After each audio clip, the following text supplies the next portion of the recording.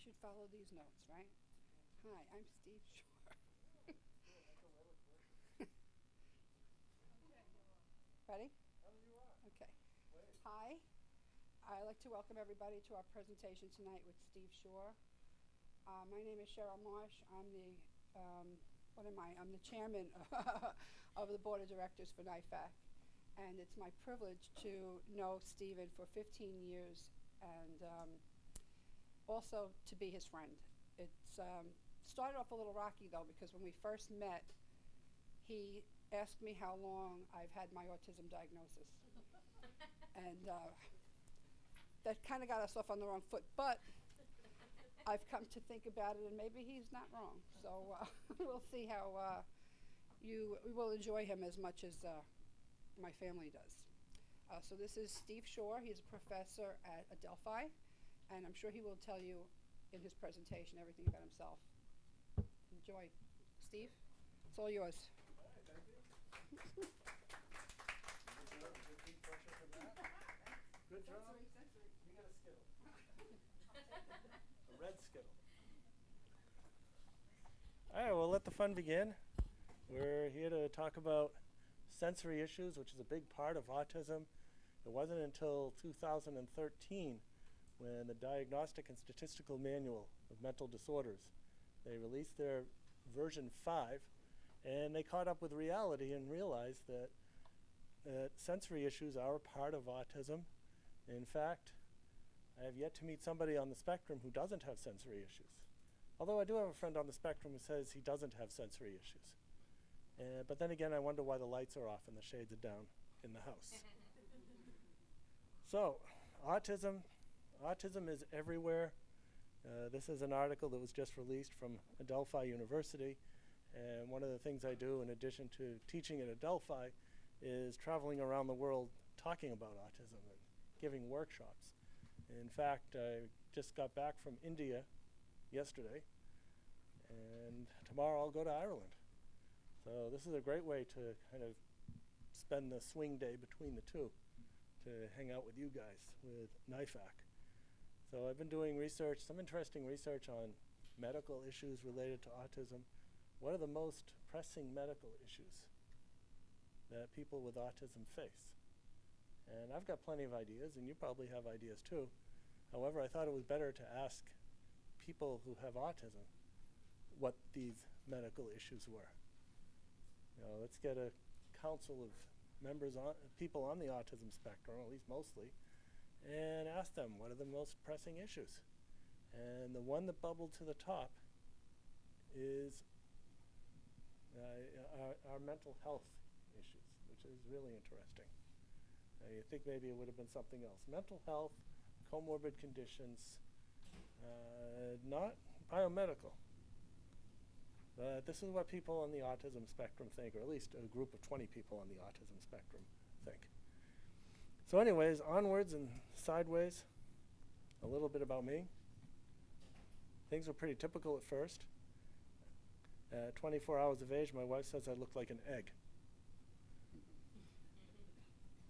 And then, well, I guess we're not broadcasting the PowerPoints, but oh, you can't see them either. Oh, that's so sad. So many good PowerPoints to see. Let's see if sometimes you have to like pull the cable out and put it back in. Let's put it back in.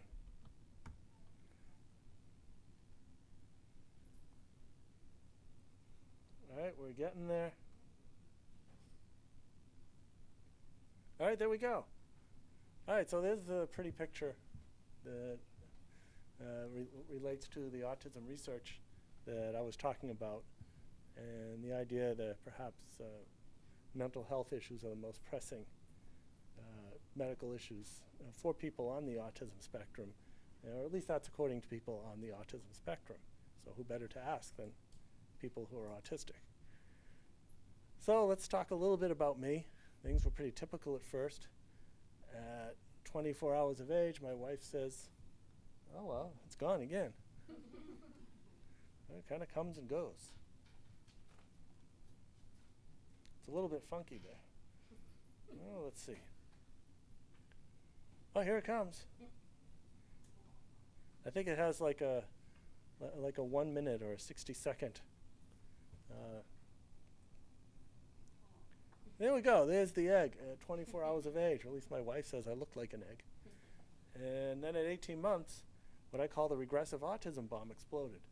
And that's what happens to about 30% of us. This typical development, and then there's a regression, there's a loss of functional communication, meltdowns, and withdrawal from the environment. So in brief, I became a very autistic little kid. There was so little known about autism. It took my parents a whole year to find a place for diagnosis. And when they did, the doctors had no idea what to do. Where does autism come from? What do we do about it? And at that time, it was thought to be a very rare psychiatric disorder, a disorder that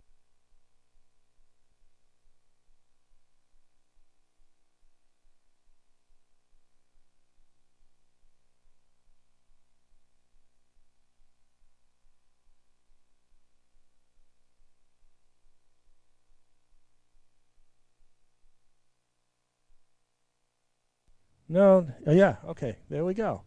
All right, yeah, way to go, tech guy. So there was so little known about autism, and it was thought to be very rare. So why is it now 1 in 68? And what I tell teachers is that if you don't have a child with autism in your class, the numbers are probably going to catch up with you. And you're going to have autism next year, or I should say in your next class. So there's a lot of it around. So there's all kinds of reasons and theories as to why we're seeing more autism now. What we do know more about is how to work with people on the autism spectrum. Now, what kind of supports can we provide so that person can lead a fulfilling and productive life? So what did my parents do? They got the diagnosis. The doctors said they'd never seen a child who was so sick, and they recommended institutionalization. Fortunately, my parents, like we see so many parents today, they advocated on my behalf, and they convinced the school to take me in about a year. So it was during that year that my parents implemented what we would today refer to as an intensive home-based early intervention program. And this was a program emphasizing music, movement, sensory integration, narration, and imitation. And that's just today's terminology for what my parents did at a time when the concept of early intervention didn't even exist. So what'd they do? Well, first they tried to get me to imitate them. That didn't work. So then they flipped it around and tried to and imitated me. And once they did that, I became aware of them in my environment. Then they were able to move me along. And I believe the important implication is that you have to develop a trusting relationship with that individual. Then you can move on. And that's for anybody, whether you have autism or not. So with this early intervention type thing, my speech began to return at age 4. And I got admitted to that special school that initially rejected me. I got reevaluated. Instead of being considered as psychotic and ready for an institution, I got upgraded to neurotic. So things were moving up. I discovered the wonderful world of watch motors. Instead of looking at the closed door of disability, disorder, and deficit, parents looked at ability. And that's something that we all need to do, is to transition away from what I call the deficit model of autism. Thinking of autism as a collection of deficits, disorder, and disability, and asking what can the person with autism do. That's an abilities-based model. What can they do? So, looking at the open door of ability, my parents found me taking apart a watch just like this with a sharp knife at age 4. So I'd pop open the back, I'd take out the motor, I'd take that apart, put it all back together again. The watch still worked, and that sounds like a 737. It still worked, and there weren't any pieces left over. So incredible fine motor control to take apart a watch, but where does that motor control go when it comes to penmanship? So that was always curious. And some answers may focus on watches being much more structured or mechanical devices being structured and us needing structure to be successful. So that's kind of a match. That works pretty well. Or perhaps there's more sensory feedback from a tool taking apart a device rather than writing, because you don't get that much feedback. Welcome, come aboard. And so my parents provided all kinds of other devices to take apart and put back together. So they asked what I could do, they looked at what I could do, and then was able to move on from there. So that is also suggestive of transitioning to adulthood. And when we think about transitioning to adulthood, what is the age that we think about developing transition plans for the IEP? I know Cheryl knows that one right off the bat. All right, that's the right answer. But what's the wrong answer that most people work with? Back it up a little bit. 16. The federal requirement is that transition planning on the IEP has to begin at age 16. A lot of school systems back it down to 14 because it used to be that way and they never changed it. But the proper answer is more like 4.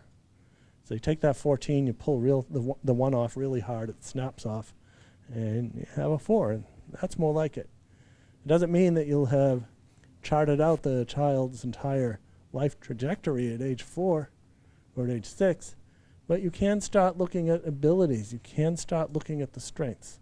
What can the person do? At that time, maybe it would have looked like I would have been a watch repairman, probably needing a lot of support for independent living and learning, but at least that was something I could do. And as we know, things change. We're particularly poor at prognosis or guessing where a child is going to go. So what we have to do is just provide everything we can and look to see what you might say sticks.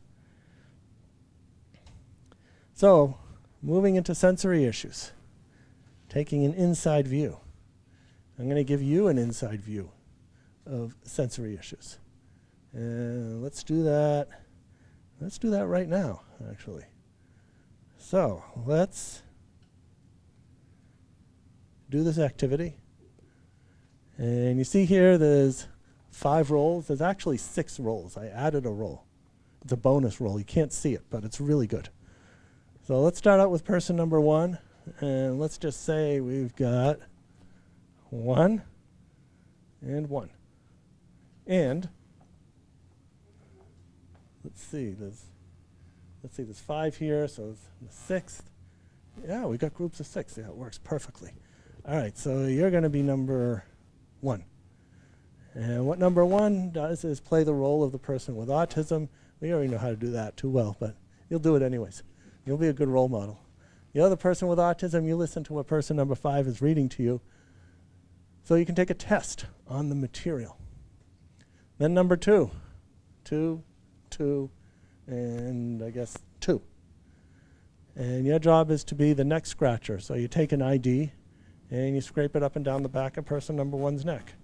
Don't do it too hard. Don't give them a paper burn. And I know you're going to love being person number 2. All right, number 3. 3, 3, and 3. Do you have a loud voice? Yes, he sure does. Good. Do you? Well, pretend you do. And do you have a loud voice? All right, so you'll put it to good use. You're going to take a paragraph of text. It doesn't matter where it comes from. And you're going to become a space invader. How many of you know people with autism who are space invaders? So you're going to be a space invader, and you're going to read really loud into person number 1's ear. Number 4, you're the pat person. 4 and 4. So you get to pat person number 1. Since we've known each other for 15 years, I can abuse Cheryl. Don't beat her too hard. Don't give her a concussion. That's number 4. Number 5.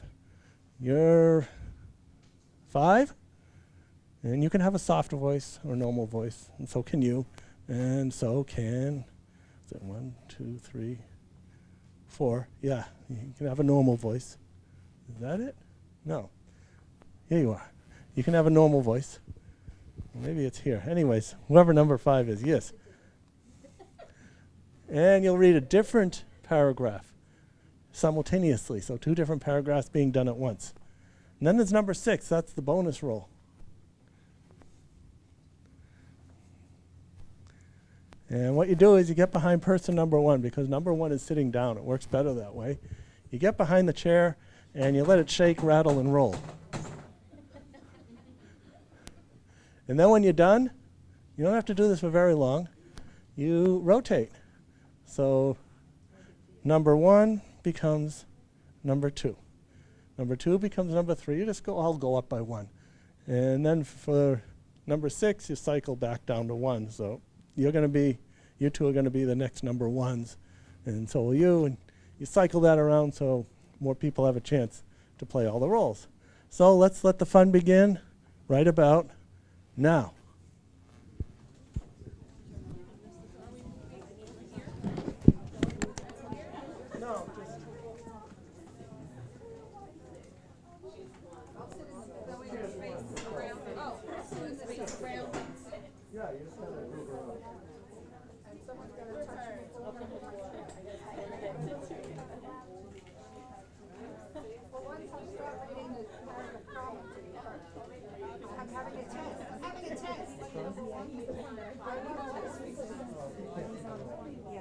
Let's put them on in service. Okay.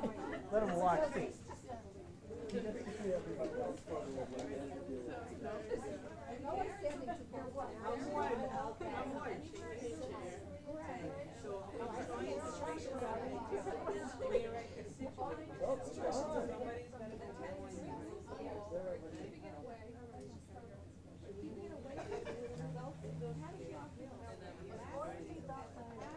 Sensory processing, making the world a more friendly place. Sensory integration is the neurological process of organizing the information we get from our bodies and from the world around us.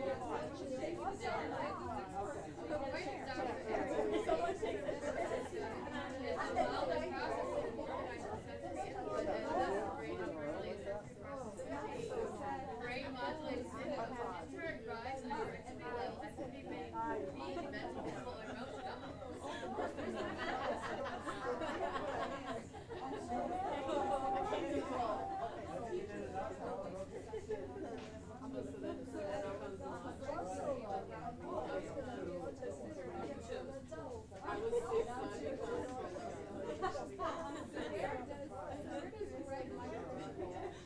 I have no idea what your microphone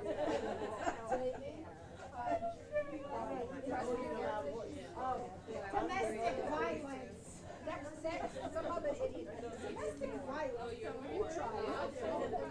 That was really the most annoying thing. I was told to give it a start.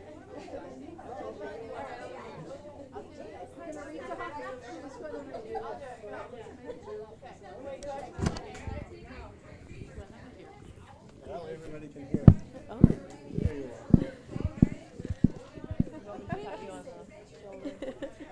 I'm sorry. And so I do shoulder, put on the head, and reading. Who's reading normal? Someone has to read out loud and someone has to read out normal. Who's doing the loud voice? So which one is reading? Number 1, what, any paragraph? Number 3 is doing, whoever's number 3 is doing the loud reading, and number 5 is doing the quiet. Who's number 3 now? So whoever was number 2 Whoever is was number 2 3? is 3, yeah. So am So I you number were, 3? yeah, you're number 3 now because you were number 2. So where do I start reading anyone? Anything. You play the role of a person with autism. Your job is to listen to what the person number 5 is reading to you so you can take a test on the material. Try to ignore everyone else. Are you Now, happy? person number 2, stand behind the student playing the part of someone with autism. Rub the edge Play of the part of a child with autism, you have to stretch against the it. back of their neck. I'm rubbing my pants that have ridges. It makes me feel better.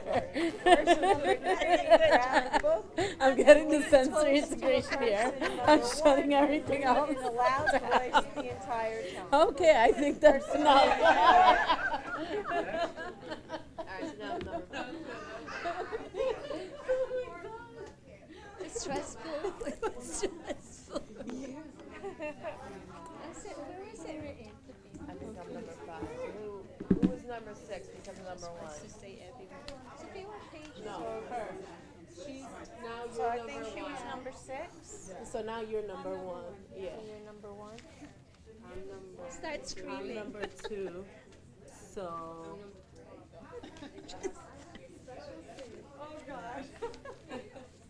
number 3 was fun.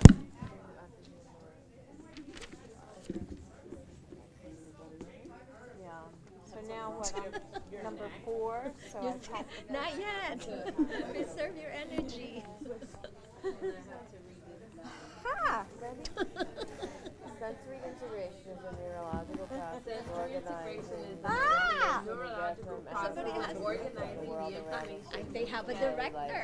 She's a director. I'm the director. According to Dr. Aries, over 80% of the nervous system is involved in processing or collecting data on the nervous system is involved in processing Yes, antecedent, whatever happened. Smack one of them.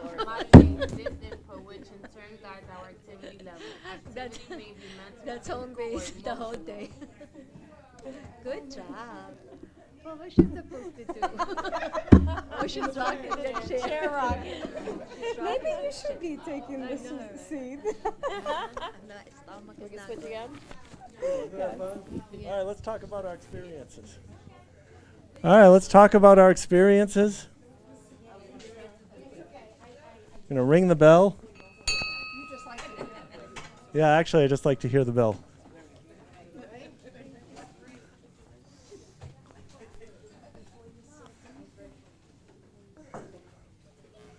So a number of you played different roles, and you got to experience a little bit of what sensory overload is like. So who wants to talk about what it was like to be person number 1? You had a good time doing it, so why don't you start?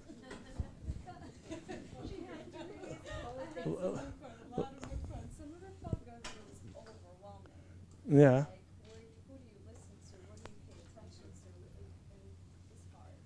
Yeah.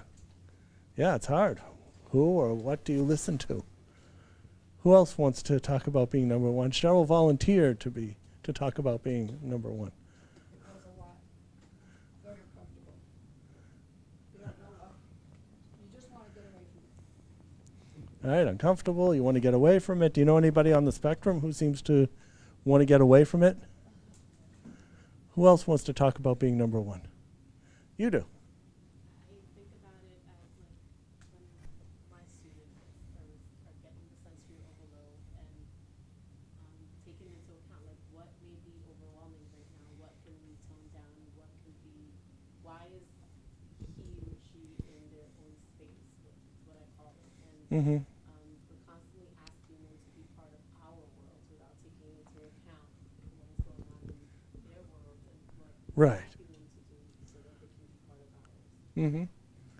All right. And who else wants to talk? You do, yes. I kind of felt like I understand now why kids will scream. Did you want to scream?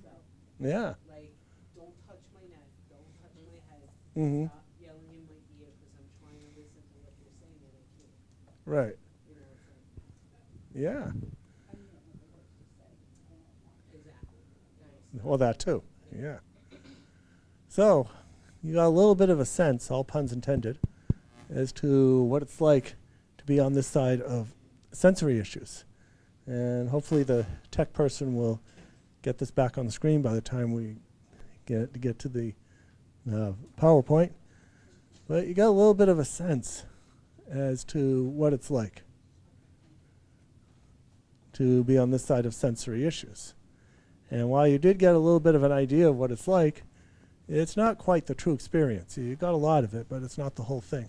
What are some differences between what you experienced and the person with autism might experience besides being too hot? It is kind of hot in this room. For us, it's just a few minutes. All right, so there's a time factor. For you, it was just a few minutes. What about for the person on the spectrum?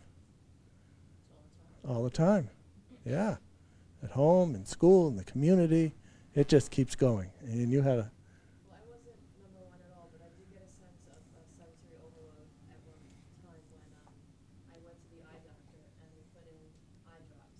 oh yeah. And he did not tell me to, to chill out and relax and don't go out in daylight. Mm-hmm. And I went out in daylight and my eyes, I was taking in all of that sunlight and I couldn't see it. It was so overwhelming.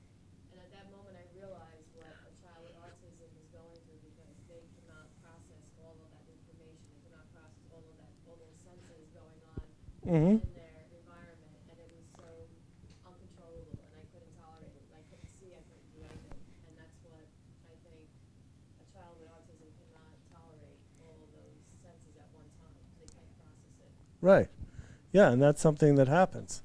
And what you're talking about is sensory filters. The brain filters out a certain amount of information from the environment. What percentage do you think that might be? 5%.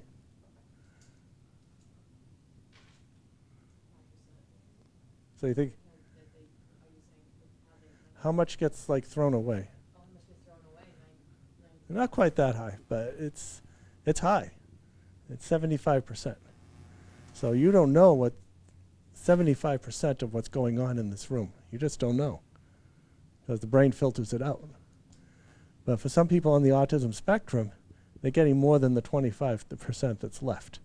And what this exercise does is overwhelm the filters, and you get it maybe up to 30, 35 or 40%. But the person with autism, it may be up to 50 or even 100%. So what are some other differences? What about communication? Did any of you tell your group to stop? You had enough? I heard some of you do that, yeah. And did your group stop? No. Unfortunately, life doesn't stop. So. No, it doesn't.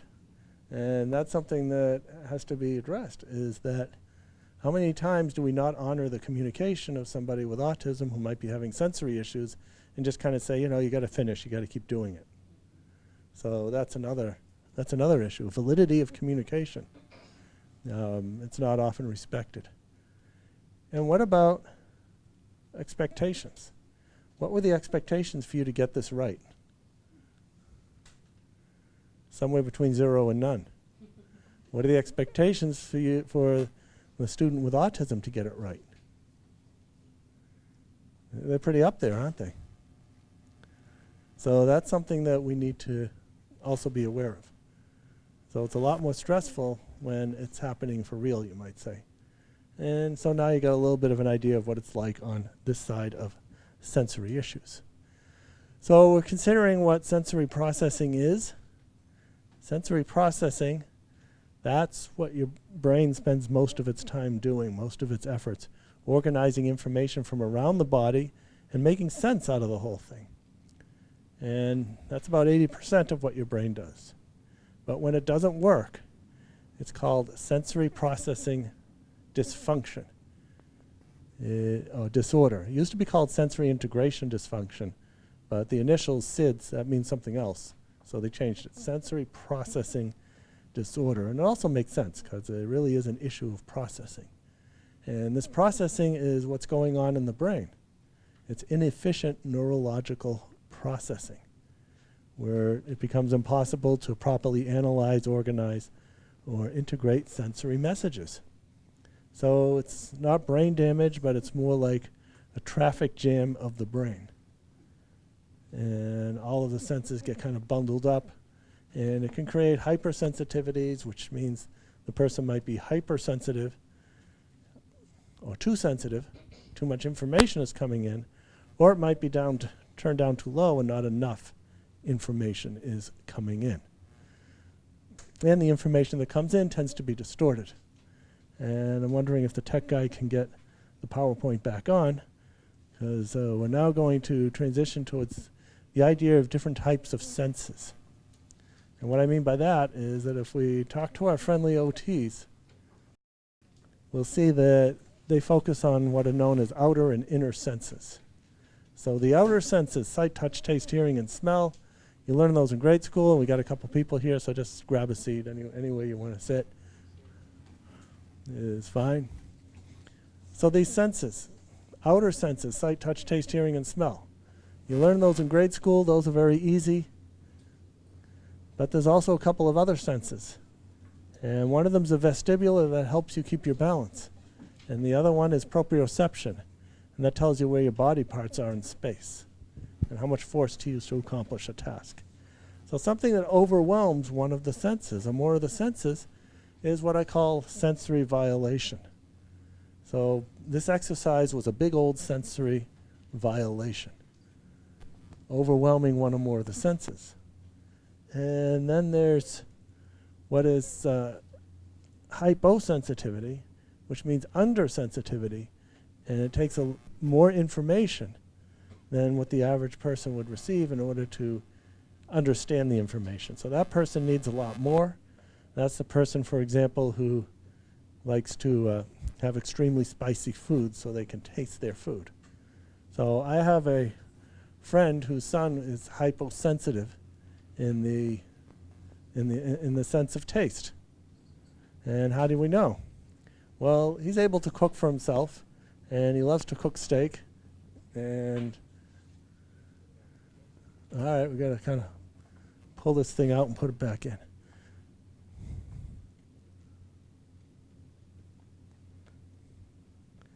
And this guy, his son, he likes spices.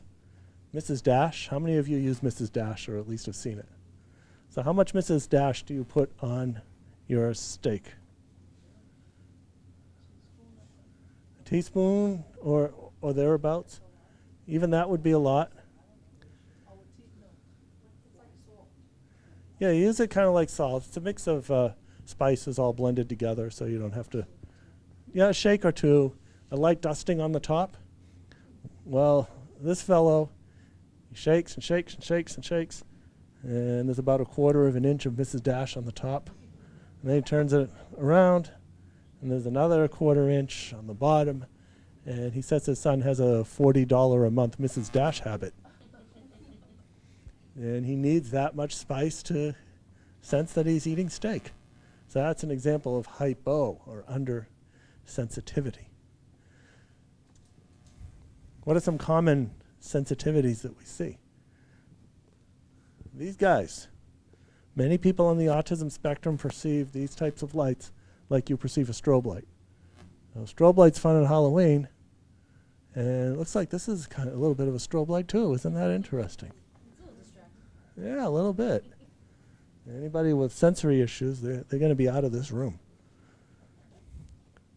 So we'll do the unplug, plug type thing again and see if that works. All right, so there we go. Maybe, at least for now. Ever feel like you're in the dark about things? Oh, there we go. Fluorescent lights. Many people on the spectrum perceive fluorescent lights like you perceive a strobe light. Well, a strobe light's fun on Halloween, but are you going to get any work done in a room lit with a strobe light all day? No, it's not going to happen. And that's what is happening to some of the children in school.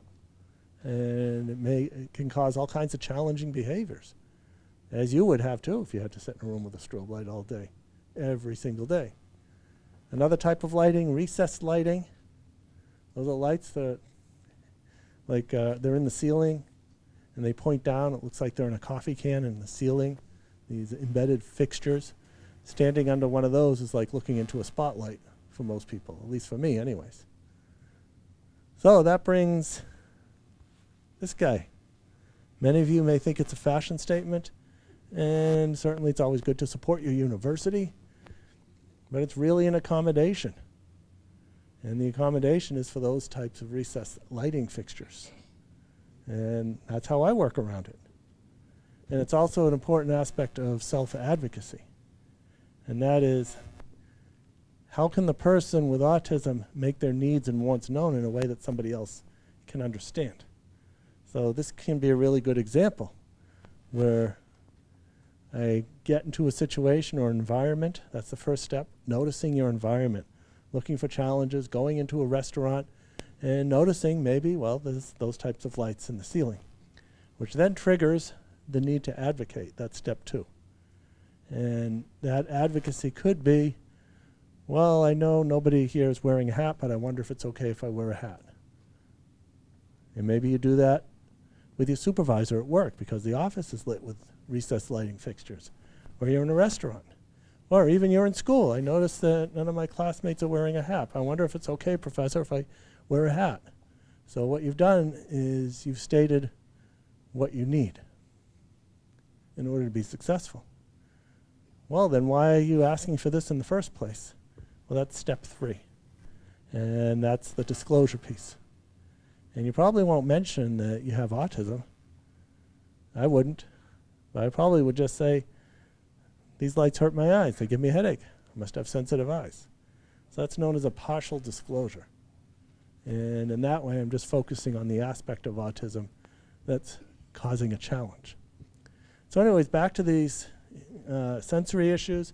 How many of you know parents who have difficulty giving their kids haircuts? How many of you know parents who wait until their child's asleep and they get half the head and hopefully turn over and get the other half? And then there was the parent that I heard of who had their child they had some sort of operation. The doctor comes out, says your child came through the operation just fine. He's recovering. He's in the recovery room. You're his mom, so if you want to go see him, you can go see him. Don't try to wake him up. He's not awake yet, but you can go see him. And what does mommy do? Yeah, she pulls these big shears out of her bag.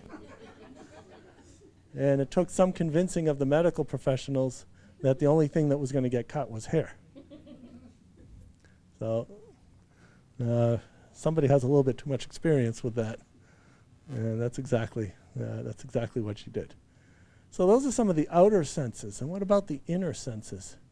The vestibular is balance. The hyposensitive balance people, those are the people who would spend all day on a roller coaster, engage in extreme sports. They need more vestibular input, spin around in circles. Proprioception, that tells you where your body parts are in space and how much force to use to accomplish a task. So how does that work? Well, let's all try something. Everybody touch the back of your chair. Yeah, you all got it. All right, good, you can let go. How many of you just took for granted you know where the back of your chair is? Or do you have to turn around and look at it? Once you found it, then you could touch it. So you now have a pretty good idea of where your body ends and where the environment begins. But many people on the spectrum don't. And if you don't know where your body is in the environment, you're going to have a really hard time interacting with others and learning. So that's one aspect. And what's the best way to figure out where your body is in space? What would you think, if you're not sure? Yeah. Hit up against something, bump against a wall, move, even bite your hand in a way that might look like self-injurious behavior. Well, I guess it is. But in this case, the cause is just not knowing what this strange thing is, and the only way you can figure it out is if you put extreme pressure on it. So biting it. So that's one cause for that type of behavior. It could be sensory. Doesn't mean it always is, but at least it's something to try to rule in or to rule out. Also might be frustration or something else. Maybe something is hurting the child. So that's one part of proprioception. The other part is how much force to use to accomplish a task. And I see two people who are doing that right now. You and you. And you. And you. You guys aren't doing it yet, but I know you're going to do it by the end. It's going to happen. You're going to do it.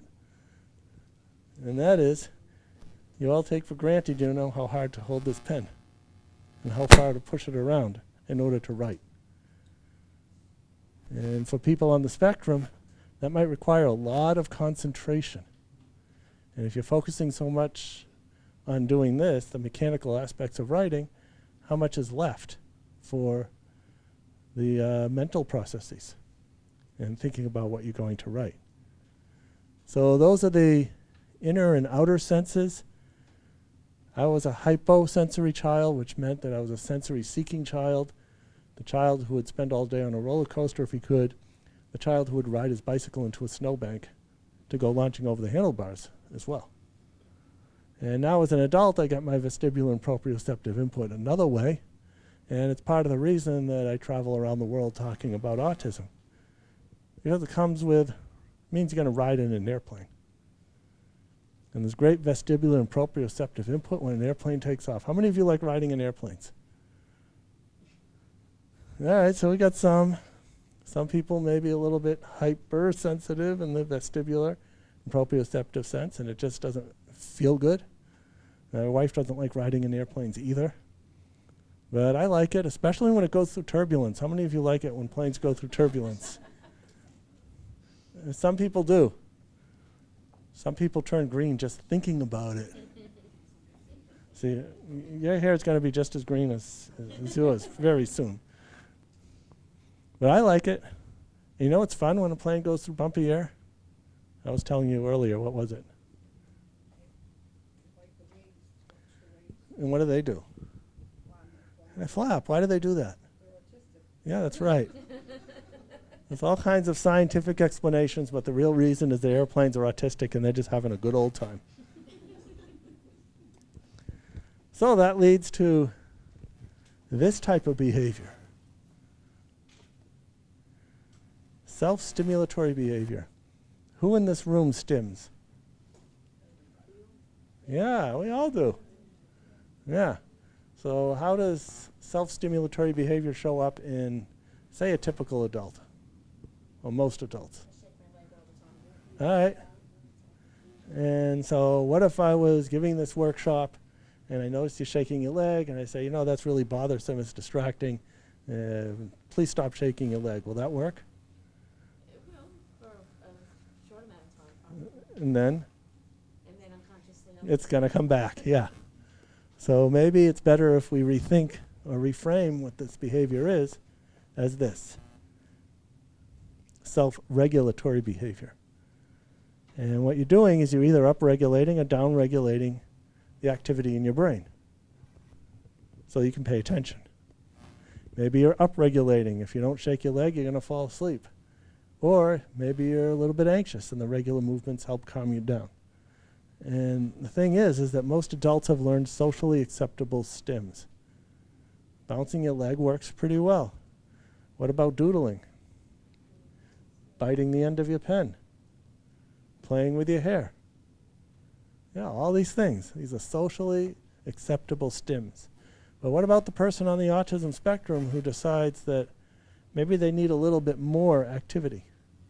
Because people on the spectrum tend to be more dysregulated. And a real common one is, a demonstration please. Yeah. Yeah. There's many kinds. There's many kinds of flapping. There's asymmetrical flaps and flaps of different levels and so on. And sometimes you get one hand up here and another one down here too.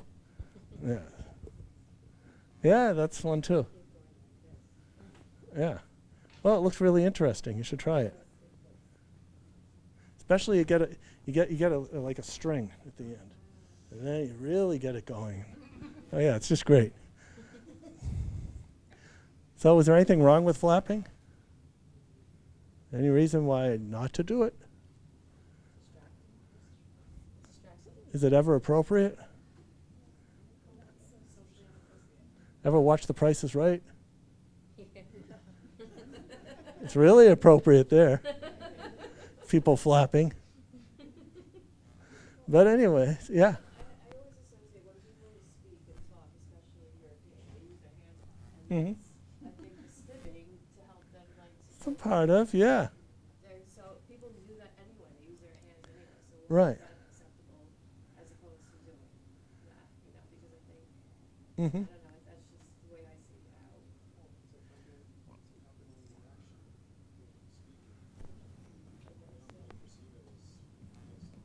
Yeah, that could be part of it. Accompanying an action.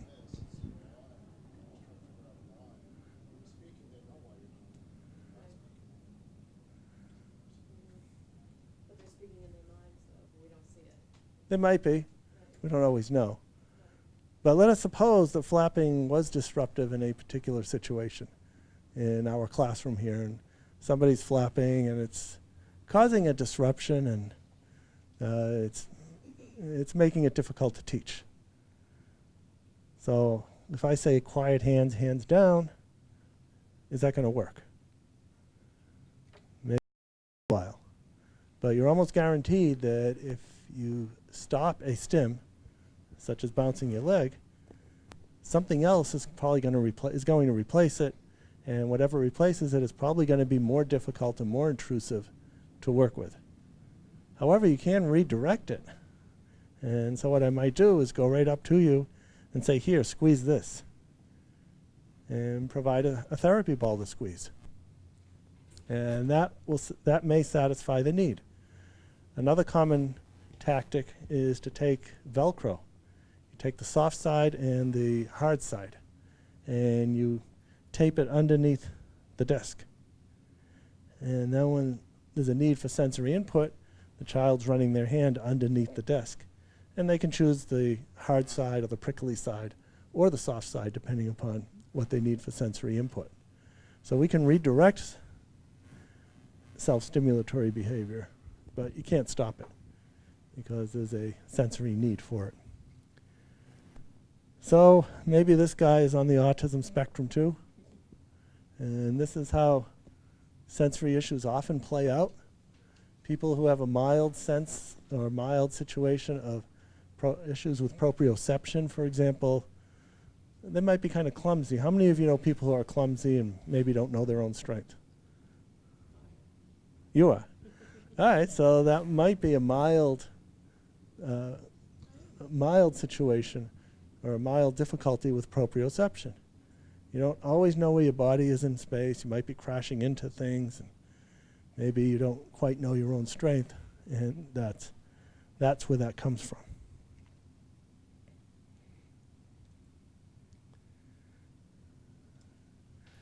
Oh, let's talk about Greg.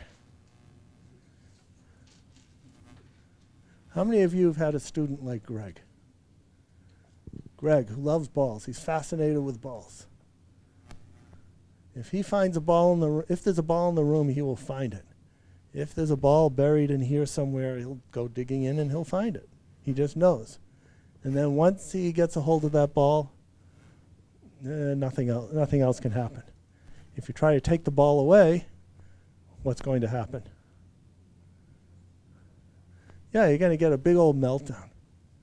And what else is he doing with the ball? He squeezes it hard. He presses it against his cheek. You try to engage with him, like rolling the ball back and forth or kicking it back and forth. That's not working either. So now what our job is to determine the functions behind these behaviors, what potential sensory issues might be there. What's a plan to allow Greg to be in the same room as the ball without engaging in this type of behavior? And what might you do as Greg's teacher to implement this plan? So what are his behaviors telling you?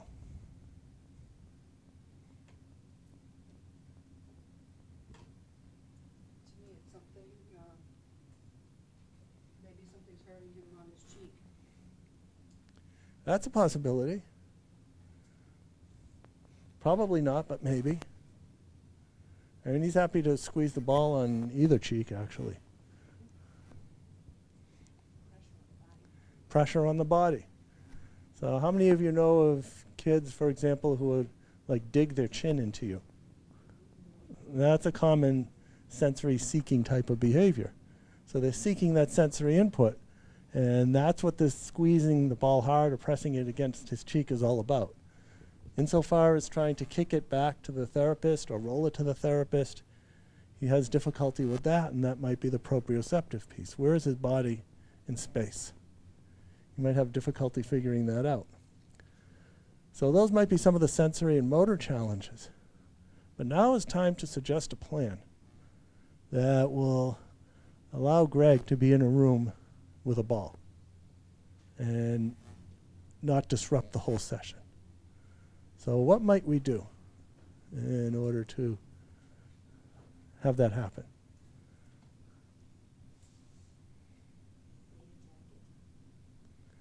All right, that might be. Yeah, if he's seeking sensory input. Say that again?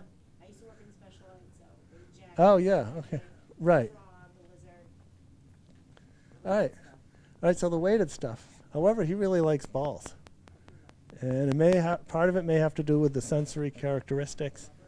But we don't even know, actually, but he just likes them.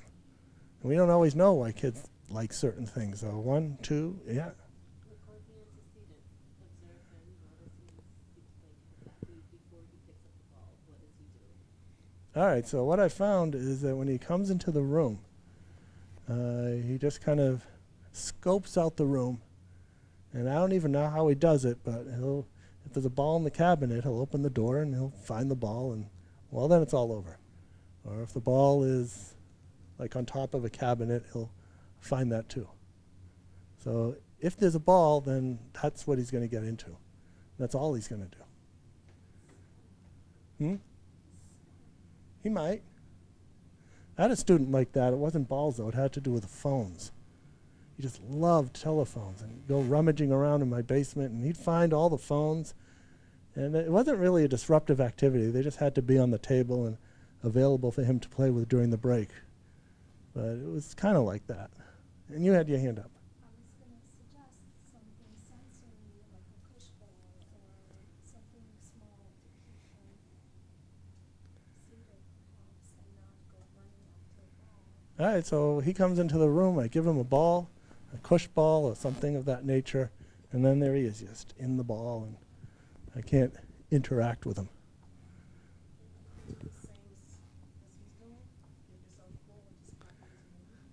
All right, I could do that. That may work, or maybe you just got two people playing with these little devices in parallel play.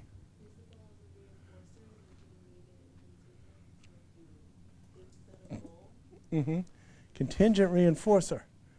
And so that's a possibility, but there might be another way to approach it. It's kind of like going through the back door, because you see that he really, really likes something.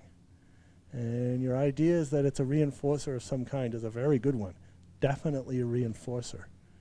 But what about changing tactics a little bit, and instead of being the withholder of balls, and well, maybe you get one if you behave yourself or do something, become the provider of balls. I think I got to throw one at you. So then what I might do is say, here. And see if we can get into a game of you take the ball and you put it in a bucket. And we're getting a little system going on. We're also developing a little relationship as a result through this activity. And now I become, you might say I become the good guy or the trusted person who's got all these things that he wants, and he's not going to take them away and make you earn them, but it becomes part of the activity. So that reinforcer thing that you were thinking about, instead of using it as an extrinsic reinforcer, which is if you do this, then you get that, it's now we make it an intrinsic, the activity intrinsically reinforcing, and then you don't have to think about introducing reinforcers or fading them away or anything like that, because it becomes part of the activity. And then once he begins to trust me with these balls and providing them, let's use them. And let's use them to develop skills in categorization, recognizing colors, providing different types of balls, maybe even increasing his body to environmental awareness and handing a ball and you taking it and putting it in the bucket. Go ahead. Here's another one. Put it in the bucket. Here's another one. Yeah, that's what you want. It's very subtle, but that's what you want. Here's another one. And now you're kind of looking at me and taking the ball. And you're establishing, at least looking in the person's direction.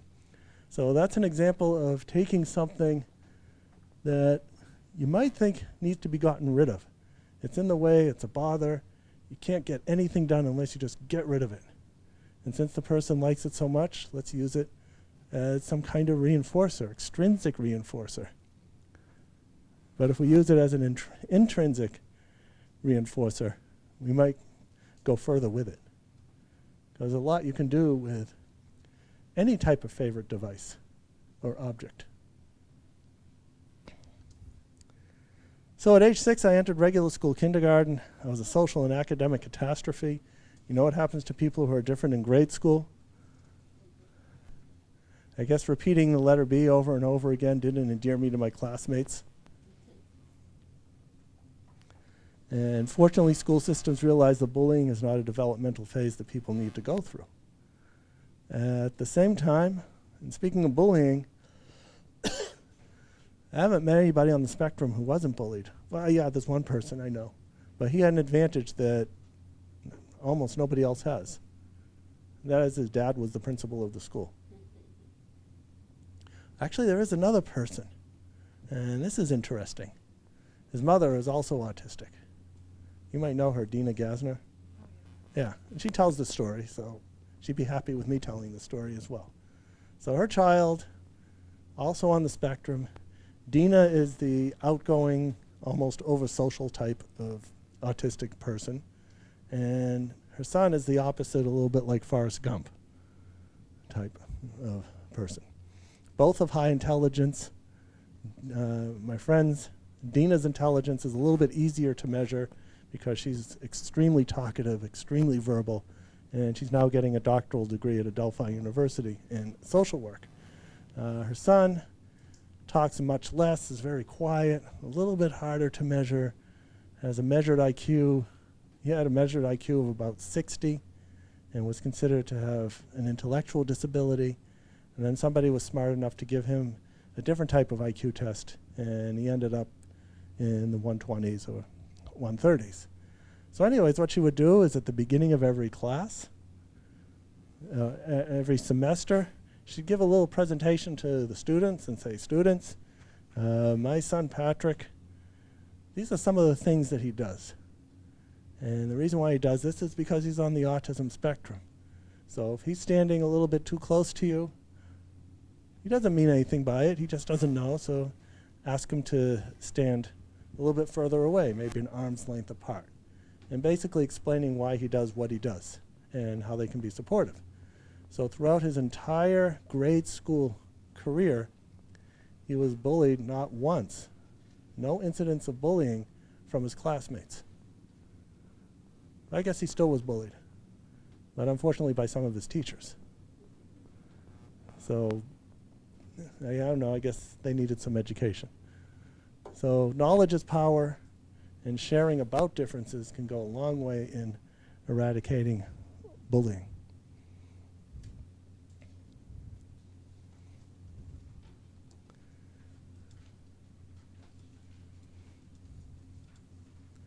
Now, when I talked about self-advocacy a little bit further, this business with the hat, self-advocacy only becomes possible when a person understands that they're on the autism spectrum.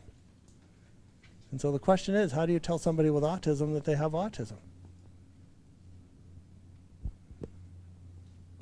How did you do it? Oh. All right. Well, let's go for a reboot. Alternate control delete, ask the question again. And we were talking about telling a person who has autism that they have autism. So how do you do it? Well, in my situation, I had my therapist break the news. That's okay. That's fine. Yeah, nothing wrong with that. I had to go do research on it and understand what was Right. going on and understanding Yeah. the whole situation. Well, the important thing is you got it done. Still working on it. It's always working at it. That's true. Because it's one thing to know that you have autism, or that you've told someone they have autism.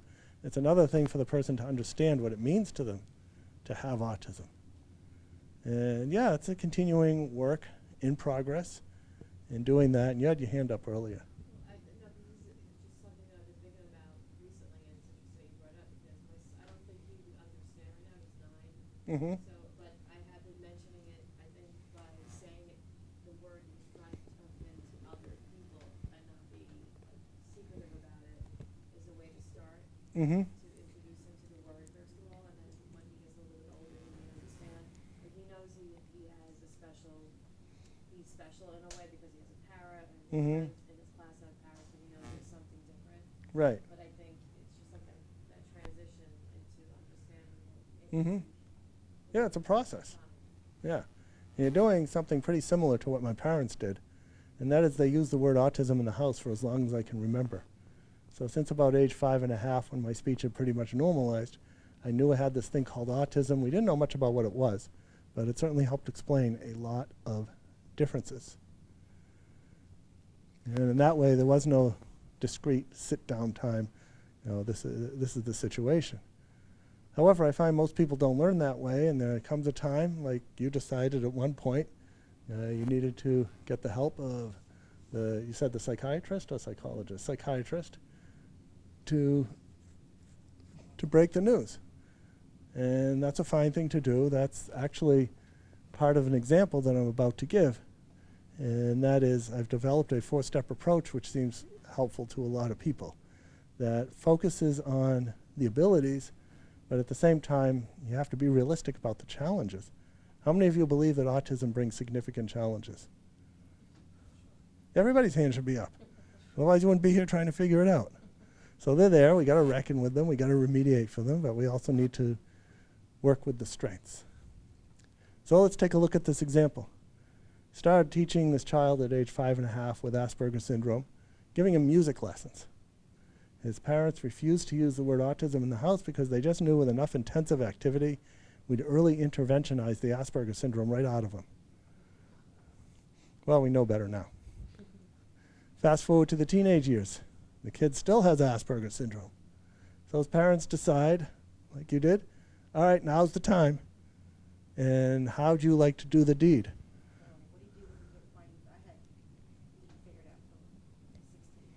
Yeah, well then that's about when you tell them.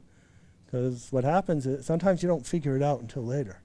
So you certainly couldn't talk about being on the spectrum any earlier than that because you didn't know either. All you knew is that something was different. And most people on the spectrum know that there's something different, something going on. And a disclosure can help clarify what is happening and why it's happening. So with this child, we fast forward to the teenage years. And his parents asked me to do the deed. And I told them, well, it's a dirty job and John Wayne ain't available. All right, I guess I'll do it. So then we started the next session by talking about his strengths in music, graphic design, and computers. And he thought that was pretty good. And then we talked about his challenges. Making friends, penmanship, physical education, pretty typical stuff.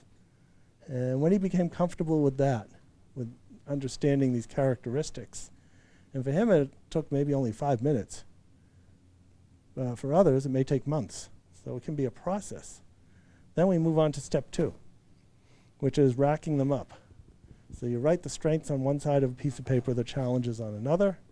We decided that since he was so good at computers, why not just use the computer to write your papers, because he was a complete flop at penmanship. It took him too long. He thought that was a good idea.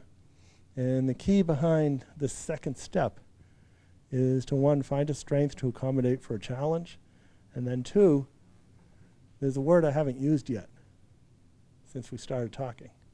If we talk about challenges, or I should say we talk about strengths, what do we often talk about?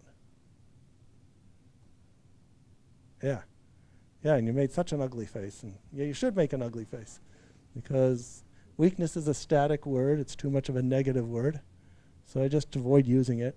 And sometimes I wonder if in the strengths and weaknesses section of the IEP, if we change weakness to challenge, we might be a little better off.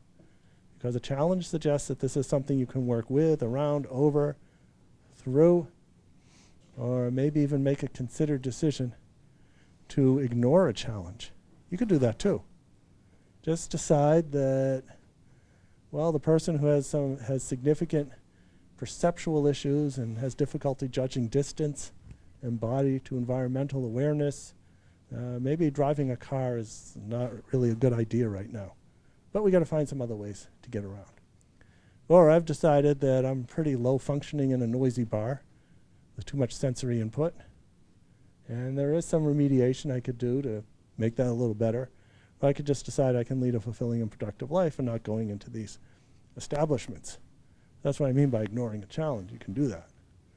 And then non-judgmental comparison. Let's take a look at other people, their strengths and their challenges, and how do they compare? No one's better than anybody else, and we all use our strengths to lead fulfilling and productive lives. And then before presenting the label, I talk about scientists and doctors who study people's characteristics. And it just so happens to be that your set of characteristics line up with what is known as, well, now we just call it autism, but Asperger's syndrome at that time. So it took him only about, we went back to the,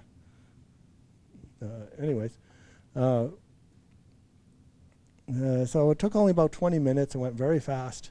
He said, enough of this, can we go back to the lesson? I wasn't sure if he got it. So I asked his dad a few weeks later, well, what does your son think about all this? And Dad responded, well, my son, he loves having Asperger's syndrome. Because now he knows why he is the way he is. And it's at that point, only at that point, when he understands his challenges and knows when he bumps up against them, then he can engage in self-advocacy, just like I mentioned before with the business with the hat. So that's why it's important. So moving along, the question is, what can we do to make the world a more sensorially friendly place? Looking at what causes sensory issues. It's always fun to get into the neurology about it, and I guess they've decided to move away from the PowerPoint, but you got a copy right there. So what happens to sensory input? Oh, we got it back. All right, so there's your brain. Yeah. Oh, well. Yeah, I guess we got to get it back. Well, if you look on the PowerPoint in front of you, you'll see a copy of your very own brain. And what that represents is how all information comes to, you become aware of sensory information. Everything enters through the reticular activating system, through the brainstem. It goes right up into the brain, and every kind of sensory input goes in that way, except for the sense of smell. There's a direct connection with the sense of smell to the brain. And once that happens, the brain makes a decision as to whether this information is useful or not. And as we mentioned before, 3/4 of sensory input never makes it to your consciousness. You never even know that it's there. And I wonder if we can get this thing to work. It seems kind of hot. It's probably not plugged in. Anyways, the information doesn't come in. That does come in, that 25%, gets transmitted from the reticular activating system to the thalamus and limbic system. And this is where a decision is made as to whether something represents danger and activates the fear response. So that's the flight, fright, or fight survival response. That's what happens. So it may happen during Halloween if somebody sneaks up behind you and kind of gives you a zets on the sides of the stomach and says boo. That will definitely activate that fear response. For information that's not dangerous, that gets tagged by the hippocampus and used for later. So there's more information about it here. An occupational therapist, Dorita Berger, is also a music therapist, and she kind of put the two together and has some very interesting information about sensory issues.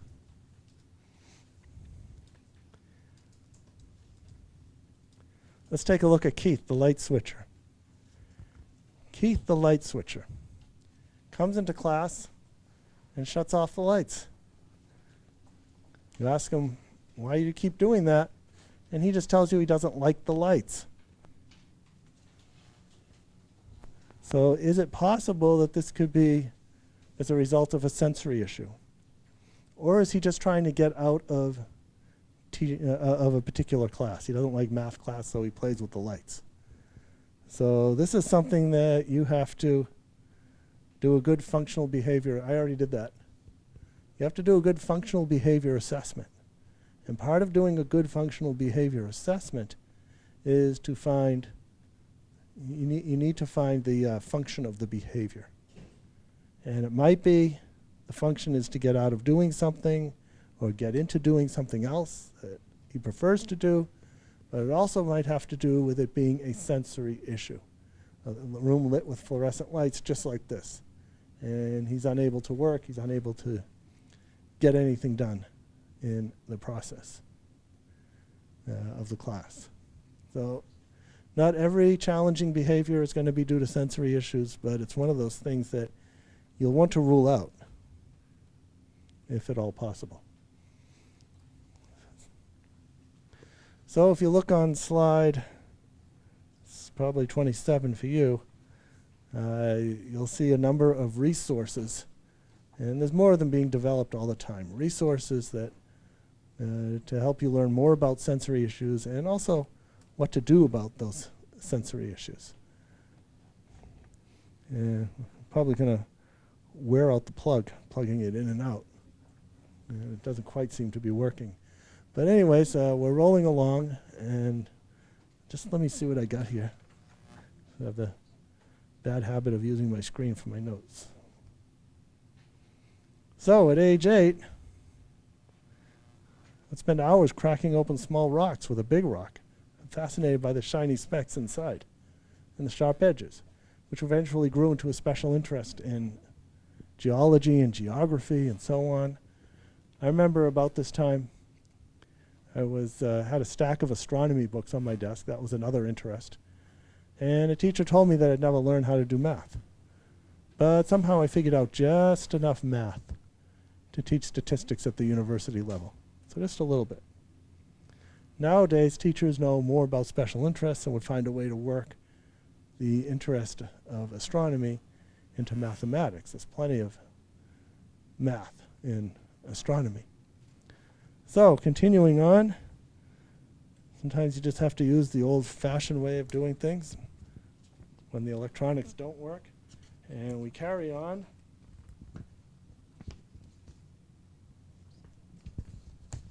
So there's a bicycle at that point. I became interested in bicycles. Maybe it was all the spinning parts that I liked.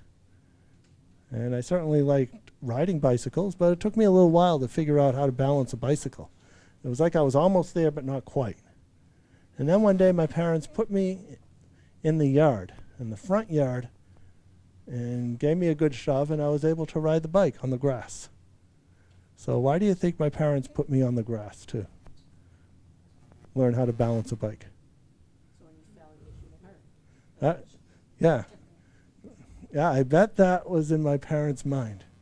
But I think there might have been another reason that made balancing successful.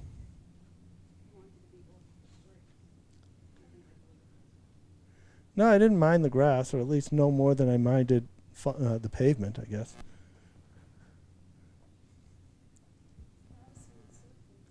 It's not a smooth surface, that's right.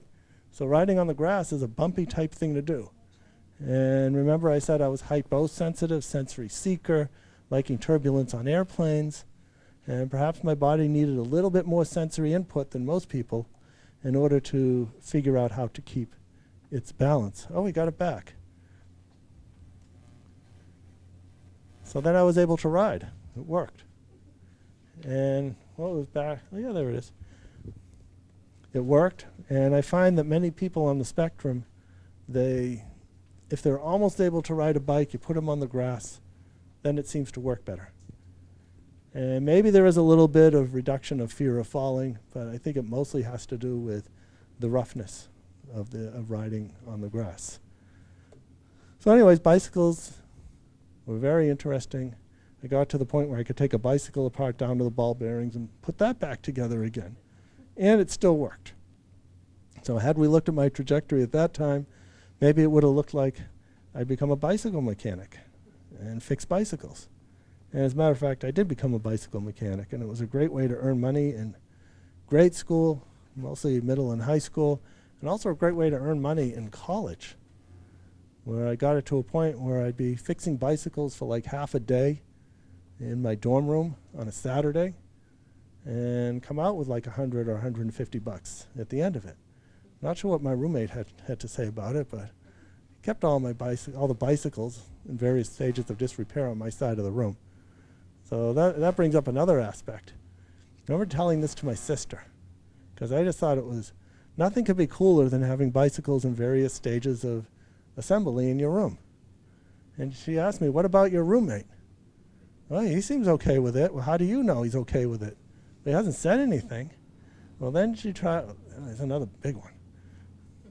4 engines on that one. What does your roommate think about it? Well, gee, he doesn't seem to have a problem with it. And we're just rocking along talking about sensory issues, Andrew. You missed a great activity where everybody got sensory overload. So anyways, rolling along, then my sister tries to use typical logic on an atypical person. She says, well, what about your roommate? He's a photographer, isn't he? Yeah, he is. Well, what if he had cameras strewn all about the room and developing liquids and lenses and tripods and other such things? And I told him, well, I think it would be pretty cool. I'd probably take them apart and put them back together again and figure out how they worked. So definitely that argument didn't work. And finally she just pulled big sister rank and said, get the bicycles out of the room and just be done with it. So anyway, special interests. Getting back to those special interests. Special interests can be our friends. So often we think of them as something that interferes or gets in the way of. And they can, if we don't use them correctly. However, perhaps if we think of special interests, instead of being something that interferes with life, let's think of a special interest as one of such great intensity that it provides powerful motivation. So we take that special interest and find a way to use it to teach the person with autism whatever they need to learn. Thanks. Anybody need big print version?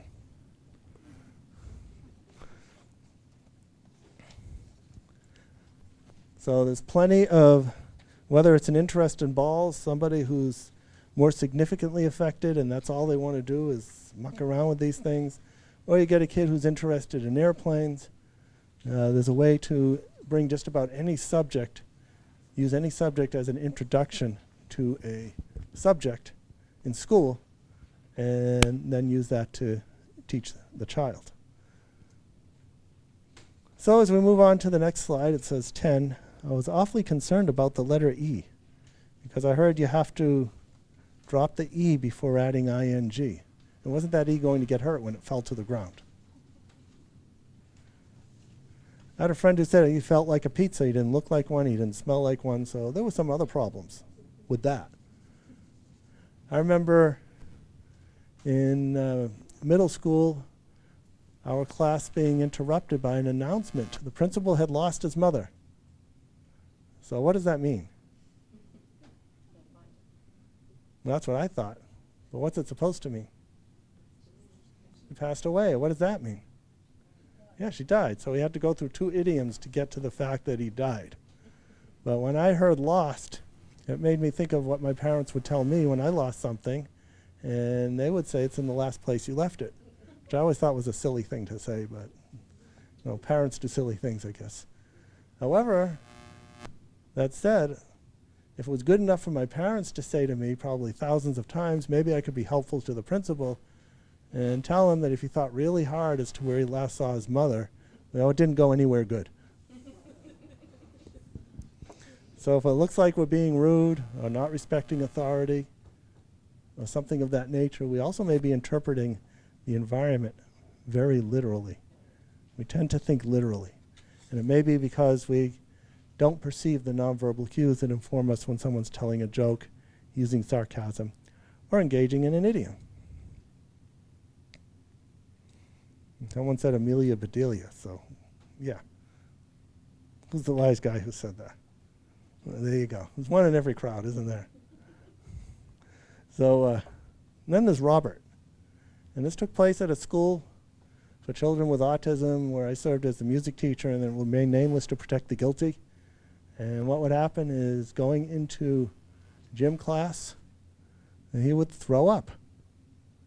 And the buzz around the school was that Robert was very manipulative and very smart, and he trained himself to throw up so he could get out of gym and go into timeout. So there's all kinds of issues with this explanation. Man, why was he throwing up? Why might he be throwing up? Especially if we think of sensory issues. You got an answer? There was a smell in the gym. Could be. Too much overload. There's too much going on. There's way too much going on in gym. And that might make him very anxious. A lot of people with autism get anxious when there's sensory overload or the potential of sensory overload. And when people get extremely anxious, sometimes they throw up. So that may have caused it. And there's also the issue of, well, if we send him to timeout, well, he doesn't have to go to gym, and maybe he really wanted that anyways. But it's pretty hard to make yourself throw up. So how could we help someone like Robert? Maybe talking to Robert. Hey, Robert, it seems like gym is really difficult for you. Let's think of a way to work this out. So now you're working with Robert instead of doing things to him. Tell you what, Robert, everyone's got to go to gym. It's the state law. You got to do it. However, if it gets to a point where you can't take it anymore, you just come over to me. I'll be standing at the side just like I always do.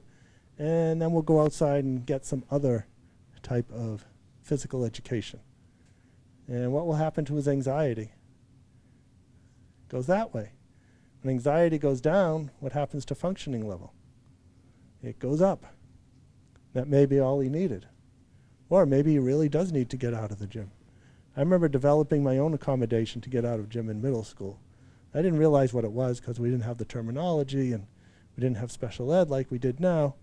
But I do remember seeing a poster on the board that said 100-mile club. It was about as big as that NIFAC poster thing up there. And there were a few names on it. It was clear to me that you had to run around a track or walk around a track 100 times, and then you get your name on the board, and it seemed to be a pretty cool thing to do. So I went to the gym teacher, and I said, gee, instead of going to gym, I wonder if I could work on the 100-mile club. And he said, oh, okay. Then I asked him if I could do it in my civilian clothes. So no gym locker nonsense or anything like that. He also said okay. So what is the important thing behind this?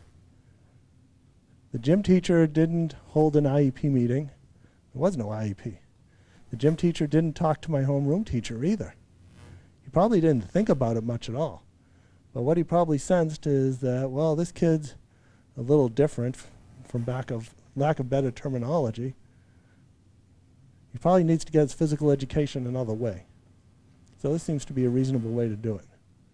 And that may be what went through his head. But what that also suggests is that special education, it's not something that takes place in a particular time or a particular place. It's more of a state of mind. And considering what the individual needs and what can we do to support those needs. So what about assessment of sensory issues? Here's the go-to assessment, Sensory Profile by Winnie Dunn and Katana Brown. And this is a survey type of instrument. You answer a number of questions using a Likert scale, almost always, sometimes, seldom, never, or whatever it might be. And it measures processing in all of these areas. And there'll be questions that relate to sensory processing. And the good thing about it is that anyone who has the ability to read at a reasonable level, they can take the test on their own. And if they don't, you kind of give the test on behalf of the person. And then you get scores in all 4 of these areas. Well, you can't see them there, but you can see them in tiny little print on here. And this provides explanations as to what low registration might mean, for example, high thresholds. So in other words, the person needs more sensory input in order to realize what's going around them in the environment. So this can be a helpful tool. All right, here's a good one. Here's Jerry. She's the girl who starts fights in lines. So while waiting in line ordered by height, Jerry would often hit other students and be accused of starting fights. And her usual response is he or she hit me or bumped me first. So what could be going on with Jerry? How might we help her out? All right, she doesn't want to stand close to people because what's happening when she does? Go ahead. Do they do it on purpose? No. So it might be just as simple as their jacket brushing up against her, maybe their bag, maybe their arm. And that happens all the time. All you need to do is go into the subway. But for her, because she's hypersensitive to touch, it's also known as being tactile defensive. And the person who's tactily defensive is the one who you touch on the shoulder, for example, to provide encouragement. They did something well. And then they kind of make a face and brush the touch off. That's tactily defensive. Because to them, a light touch might feel like a punch or a slap. And what would you do if somebody unexpectedly punched or slapped you? Yeah, you might strike out before you even knew what happened. You might strike out. So what can we do to help someone in this situation?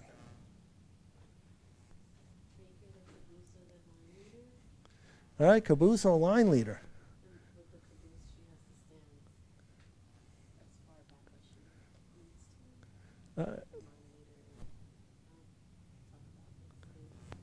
Right, so as the line leader, you can be a little bit difficult because it's hard to monitor people behind you. So if you're in the back, so how could you put her in the back without it seeming kind of like a punishment? All right, Cheryl, you got to stay in the back of the line.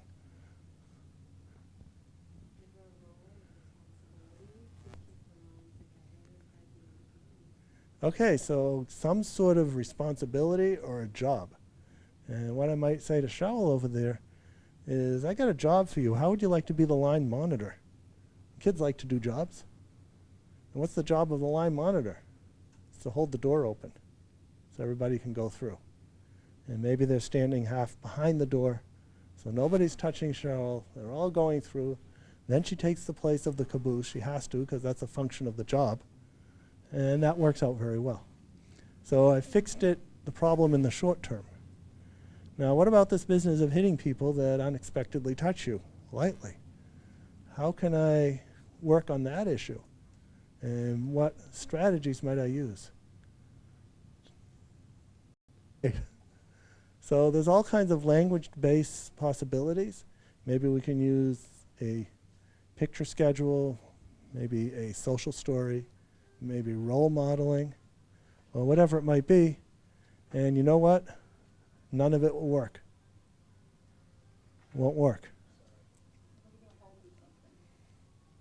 It might work, but probably not. I mean, it's poor social skills to be hitting people, and so you want to get her to stop doing that. But what's happening with Cheryl over here is that it's a neurological reaction. So if we think back to those diagrams of the brain, this is something, input comes in, it represents as danger, the fight, flight, or fright reaction takes place, and all of this occurs before Cheryl even knows what happens. And that's the same thing that happens when, say for example, you accidentally touch a hot stove. How many of you jump back when you accidentally touch a hot stove? Do you think you could train yourself not to jump back when accidentally touching a hot stove? No, you can't do it. It's impossible. It's a neurological thing. Like when the doctor hits your knee with the hammer and wants to see your foot kick forward, you can't stop that either. So that's not going to work. But we still can help Cheryl out. There's still hope for her.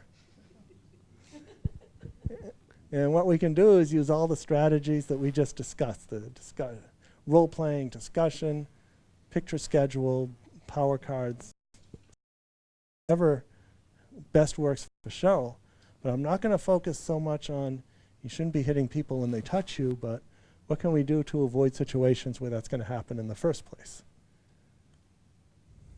So my focus would be, well, Cheryl, how can we strategize We know that being in crowded places is kind of hard for you. What are some things we could do to minimize the possibility of that happening? And then get into conversations about waiting for the line to go through, waiting for the crowd to go through, making sure you're not in crowded situations. And then things could work that way. And then depending upon where Cheryl is developmentally, maybe even nerd out on the neurology of the whole thing and have some fun with it. But with neurological reactions like that, it's something that can't be controlled. But we can control the environment. So moving along, here I am at age 13. Middle and high school, you don't need to have autism to have difficulties at this age. But for me, it was actually better.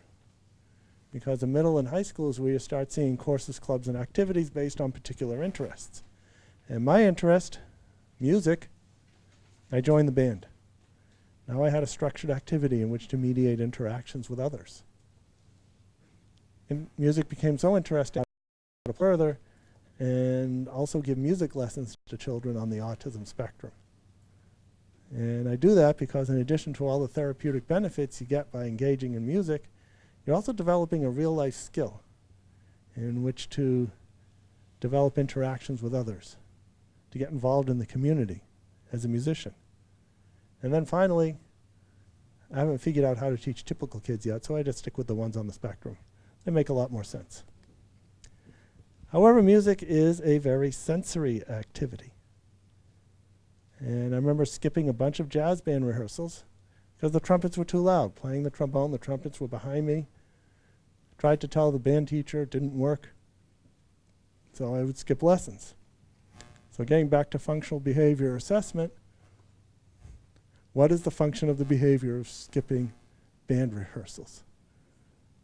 To escape the sensory overload. So it's important to figure that out, because depending upon the reason, you're going to have very different strategies and interventions. What if the reason was that I didn't like the band teacher? Well, that has one answer. What if the reason is that I didn't like sitting next to you, the tuba player, because you smelled funny, or at least I think you smelled funny? Well, that has a different response. What if I just didn't like jazz? Well, that's a different response. So it's a matter of finding out what the cause is. Well, anyways, I tried to resolve the thing on my own. Like any good Asperger kid, I did my research, walked into the band director's office, showed him a number of alternate seating charts, and demanded that he make the change. Didn't work. But now I know a little bit more about self-advocacy. So children on the spectrum grow up to become adults on the spectrum.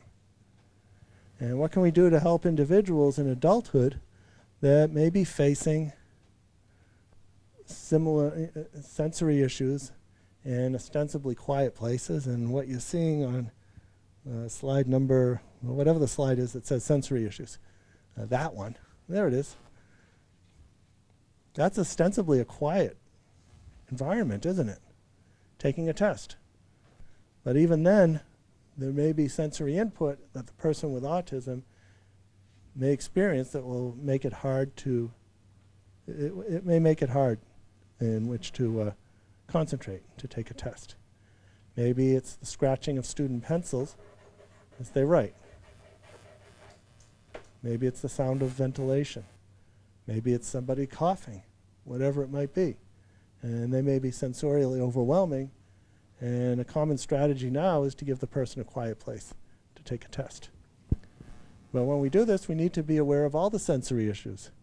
I have a friend who advocated for herself, let the school disabilities office understand what they needed. She thought she did a pretty good job. She probably did, actually. So she's got the quiet room, taking the test. She shuts off the light and starts going at her test. The proctor came in and said, you know, you really need to use the light when you take the test. And she said, no, I can see the test perfectly fine. It's still a little bit of light. I can see it. And it kind of went back and forth, and finally she just had to leave. She couldn't take the test. So they didn't accommodate for the visual sensitivity in addition to the auditory one. So that's something that's important to be aware of. So onwards to adulthood, onwards to college, was a utopia, more friends. If I wanted to ride my bicycle at midnight, I could find someone just as strange as I was to also ride at midnight. Dating occurs in college. That was something that I could never quite figure out. And I remember getting into strange situations. Say, after spending a lot of time with this lady, she suddenly told me that she likes hugs and back rubs. So is there a meaning behind that? Remember, hyposensitive sensory seeker. Yeah, sure, if you want to give back rubs, I'm happy for that. I'll give them to you too. And so we did that for a while. And then it took a lot of conversation for me to realize that she really wanted to be my girlfriend, which I wasn't interested in, because I had mistaken her for a Temple Grandin squeeze machine. Anyways, that made me realize I needed to learn a lot more about this area of life. And I remember spending hours reading books such as Dating for Dummies and so on. And the sheer quantity of these books also suggested to me that these weren't just written for people on the autism spectrum. So we move on. Now it's grad school, spending a lot of time with this lady, reviewing each other's homeworks and then moving on to doing things socially. And then one day at a beach, very much like this, she gave me a hug, a kiss, and held my hand, all at about the same time. And by then I had the social story down. If a woman hugs you, kisses you, and holds your hand all at about the same time, it probably means they want to be your girlfriend. And if that's the case, you better have an answer right away. And it could either be yes, it could be no, or it could be further investigation and analysis as indicated. Well, it seemed to be a good thing to do. And now we've been married for over 27 years. And there's more of what she has to say in my book, Beyond the Wall. And you might say her side of the spectrum, you just check out your professors. That's where we are. Dating, hygiene, intimate relationships. These are very high-level sensory type of experiences. And the question is, how do you address those issues? A friend of mine on the spectrum, she wants to date. She's in her 40s. She hasn't really had a boyfriend yet. And what's a very common activity, you know, even it's a G-rated activity, that people dating do? Say they go to a movie. So what's a common thing to do? Yeah, hold hands. What if the person can't bear to hold somebody's hand because it's too much of a sensory overload? Well, that's what's happening with her. So at the very least, it requires a lot of thought and how to discuss the situation or bring it up with a potential boyfriend. And then what about hygiene? Some people report that taking a shower is like standing under a hail of bullets. And what about cleaning products? Scented soaps. Some people may find that overwhelming. Others may need highly scented products so that they can get a sense that they're washing up. So it can go the other way as well. And speaking of soaps, maybe because I travel a lot, I've found that I've developed, you might say, a scrub ratio for soap and shampoo. And what's that? You're in the shower, you lather up, you wash up, and off. And the film that the soap leaves. And some soap is very stubborn in leaving a sort of film. And some people may notice it, some people may not care about it, but maybe if you're a little bit sensitive, you will notice it. And if you don't understand the implications of that or what to do about it, then you might not be taking as many showers as you should be taking. So anyways, I found that a good scrub ratio is about 1-to-1 or 1-to-2. 5 minutes to get it all off. And I remember going to my parents-in-law's house out in Shanghai. And they had this earthy, crunchy looking organic soap. And I tried it. And it had a scrub ratio of about 10-to-1. So 1 minute of scrubbing, 10 minutes to get it off. And their shampoo was like that too. And I told my wife, and she said, no, it must be the water. It's probably hard water or something. I said, no, I don't think it's the water. So I had my supply of low scrub ratio soap, Dr. Bronner's to be specific. We can almost just rinse the thing off. You don't have to scrub it off. So I tried that, and then the scrub ratio returned to what it used to be. So it definitely was the soap. But it's little things like that. So I always carry my own supply when I travel because the hotel might have a high scrub ratio type of soap. So these are things that we need to consider. Dating, intimate relationships. There's a lot of sensory input with that, and something to be aware of. Employment. This represents my first real job, you might say, one where you work a number of hours, punch a time clock, get paid at the end of a couple of weeks. It was a noisy restaurant, too noisy, too much sensory overload. I knew I had to do something else. So I thought, well, what do I like to do? Well, I like to ride my bike. All right, let's use that. I wanted to be a bicycle mechanic anyways. So I got on the bike that I built from the ground up, made the rounds of the bike shops in the area, and I'd find the manager and nerd into the manager about my bicycle, talking about all the components and things that nobody but a bike nerd would know or care about. And then after a period of time, I'd ask him for a job. And it took about a dozen times, but in turning away from the closed door of disability, disorder, and deficit and what doesn't work, and looking at the open door of ability, got a job as a bike mechanic where I could now regulate my sensory input and do something I enjoyed. And if I wanted to perseverate about bicycles, sell a bicycle, I could find a customer out in front and talk about bicycles. So that all worked out really well. Well, what about people who are more significantly affected and still have sensory issues? Let's go to Japan, where I was talking with a parent of a teenager with limited speaking ability, and the mother said, what kind of job can my son do? And I said, well, I don't know. What does your son like to do? That's what I always ask. How does he spend most of his time? And you can ask that of any of you. How do you spend most of your time? Or would spend most of your time if you could do it? And that probably leads to something that you like to do and maybe could do for employment, and if you did, then it would work out really well. So what about him? He likes to go into the basement, turn on the water faucet, put his thumb under it, and spray it all over the place. And it created a number of floods.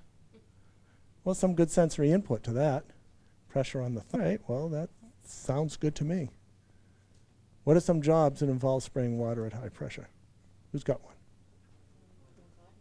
Say again? Gardener. Anybody put their finger over the front of a hose and spray? But you can't spray too hard or you knock the buds off the flowers and stuff. But so you'd have to see if that would work. Firefighter is about as high pressure as you get. Yeah, that's right. But what do you also need to be a firefighter? You need good communication skills to either listen to orders or bark out orders. And he doesn't have that quite yet. Power washing anything. Cars, sidewalks, buildings. And if he was into fire engines, I didn't get to talk to him enough to find out, but if he was into firefighting and fire engines and stuff like that, let's find a friendly firehouse where he could help wash the fire engines. How many of you have seen a dirty fire engine? And how many firefighters might appreciate someone who's really enthusiastic about washing their fire engines when they come back all dirty and filthy after a fire? So that's an example of looking at what the person can do, what are they interested in, and how do we parlay that into a possible job. So the idea is that we look at sensory issues and we can use them, our knowledge of sensory issues, as part of a strategy to open doors to success. And how do we know that somebody on the autism spectrum is successful? Probably pretty much the same as for everybody else. If they're happy and productive with what they're doing, fulfilled, then that's probably a success. And when have we achieved success? As we move from goal to goal, from activity to activity. And how do we measure that success or amount of success? And what's an appropriate amount of success? Well, that depends on the person, because so often I see people comparing the successes of themselves or somebody they support with somebody else's success. And that doesn't work because everybody has different experiences. So I think that if we can get a person with autism through an experience, it might be a therapy session, it might be a class, it might be a community outing, it might be a job exploration trip, whatever it is. And if they understand a little bit more on how to successfully interact with their environment. And here we're talking about sensory issues. If we can help that person better understand a little bit more about their own sensory issues and how to accommodate and work with them, then that's a success. And likewise for all of us. If you've gone through the past 7,200 seconds and you've learned a little bit more about autism and how to support people on the autism spectrum, then that's a success for all of you as well. And I want to thank you for coming and for all the work you're doing to support people. Oh, okay, I didn't get the professor piece. Well, I've always wanted to teach, or at least I've wanted to teach for a long, long time. And ever since grade school, I remember thinking, well, this teaching thing is a pretty cool thing to do. I want to do it too. And I'd always be watching the teacher as they taught and think about strategies for teaching the lesson. Maybe there's better ways to do it. And then when I got to college, one of my undergraduate degrees was music education. And why music education?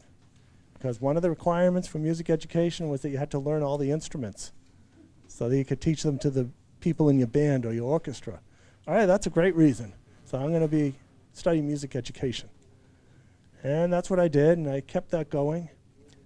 All the way through my doctoral degree, I completed all the coursework. And then as I was getting on to the comprehensive exams, I started becoming more interested in autism. And so I defected from special education, or I should say from music education to special education. And during that doctoral program, I started writing books and giving presentations on the subject. And I knew that that's where I was going to go, into special education, teaching about special education. And I got a little bit carried away with the books. And I remember after writing my third book, my dissertation advisor getting kind of mad and saying, you got to stop writing these books and finish your dissertation.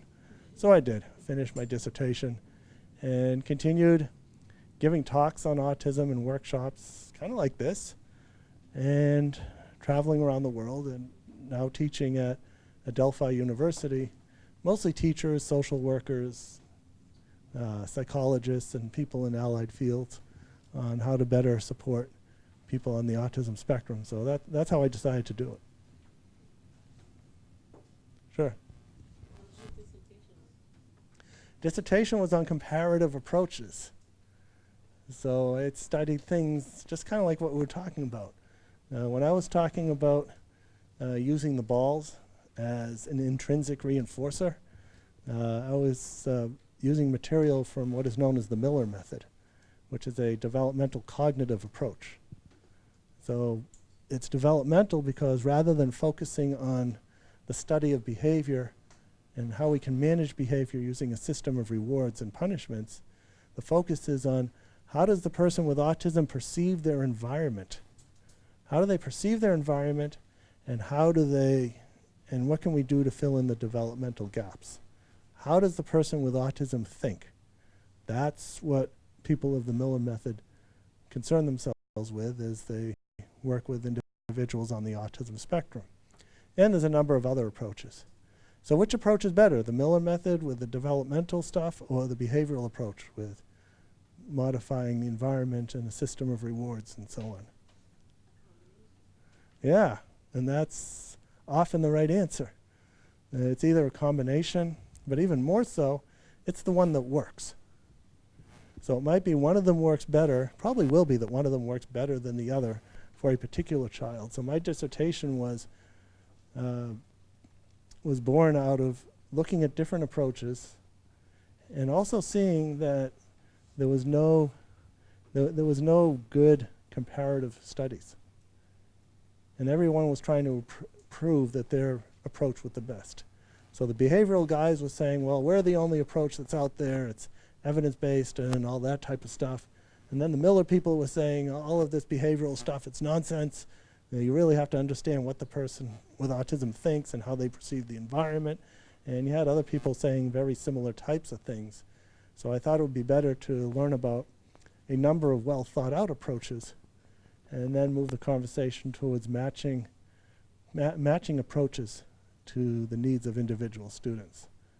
So you might be an ABA person and you might be a Miller person and you might need some of each. And that's how we should be using these approaches.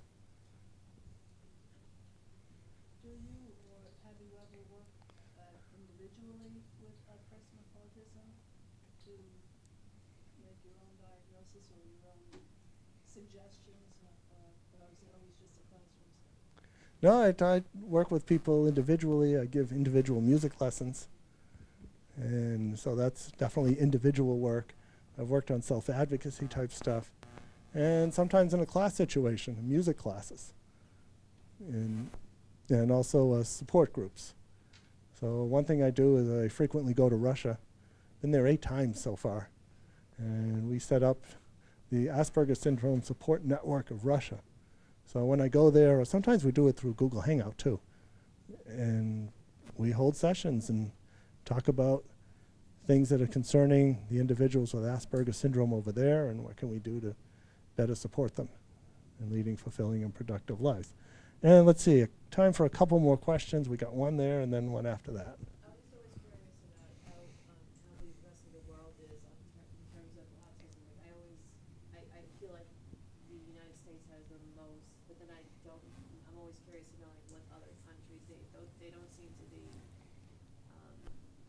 I guess, I don't know, speaking much about it perhaps, or maybe it's not just well known in other countries as much as it is here. Is there a major difference? Yeah, there's huge differences. The U.S. is pretty good with the passing of the Convention of the Rights of People with Disabilities by the United Nations some years ago. What that did is it also established education as a human right for people with disabilities. As a result, all members of the United Nations, and they did, or at least most of them did. And some of them have really good laws that look suspiciously like the ones in the United States. So there's really no reason to reinvent the wheel if somebody already has a good one. So that's all well and good. However, the big difference is that we have about 50 years of practice in this area, and some other countries do as well.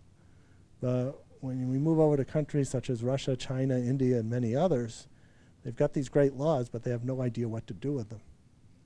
So there's still no inclusion, there's still very little in the way of special education. But that said, some of these countries are working really hard to catch up. They realize they're behind. They're seeking help from people who have more experience, from the countries that have this experience. And what we also see is that in almost every country I've been to, no matter how poor they are, no matter how few resources they devote to special education or autism, there's always pockets of best practice. So if you go down to Peru, there's the Ann Sullivan Center, which is, they have practically no resources, but somehow they have a state-of-the-art employment inclusion program for people with disabilities. And they're all out working at jobs. They're not sheltered workshops, but they're real jobs. And they may require more support, but they're doing them. And they also have a pretty extensive parent networked training network as well. So we actually have things to learn from those people in Peru. Not everybody, because there's no special ed provisions, even though there's a law, but this particular center has quite a lot that we can learn from, and other countries are like that too. All right, one more. Does anybody ever contact me on Google Hangout? Oh yeah, you definitely can. The best way to contact me is through my email address. That's on the bottom. I got my email address, and I have my website. And that's a good start. And then if it seems that we should be talking on Google Hangout for some reason because it's just better, then we set up a time to talk on Google Hangout. Or we meet in my office at my university. Whatever's the best way to go about it. You're welcome. So on that note, as more questions come about, you may think of them on the way home, or maybe we didn't get to them, or maybe they come 6 months later or a year later. You're always welcome to email me and ask me those questions, and I'll answer the best I can. And it looks like Cheryl has something to say. Say thank you. Join me in thanking Steve for being here. Thank you. Hope he comes back again. And Mary, when is the next one? November 1st? November 1st. Dr. London will be here. I hope you can make it. Everybody move this correctly? What are you trying to say?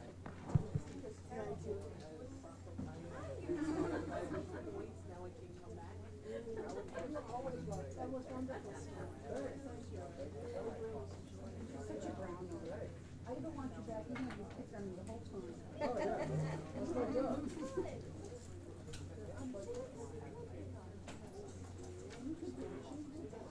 Carol, wait, you're going to get your certificate.